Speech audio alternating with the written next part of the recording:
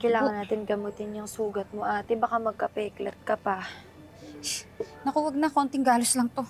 Mawawala rin yan. Ate, ate, I insist. Kundi rin naman dahil sa akin. Ay, sorry. Sakit pala. Kundi dahil sa akin, hindi ka mapapabarangay.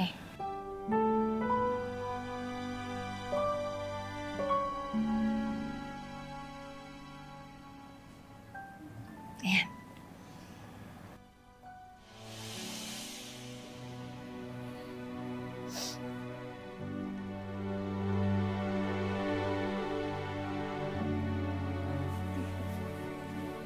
Para saan yun?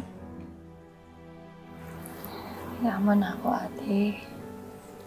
Sabik din kasi ako sa kapatid eh. Tsaka wala rin akong kaibigan sa school kasi transferi lang ako. Tsaka napagtutulungan ako ng mga tropa ni Valerie. Kaya sabik ako sa kaibigan tsaka sa ate.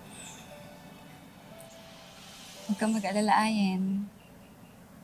Andito lang ako, hindi ka nag-iisa. Okay? I can be your ate and your friend.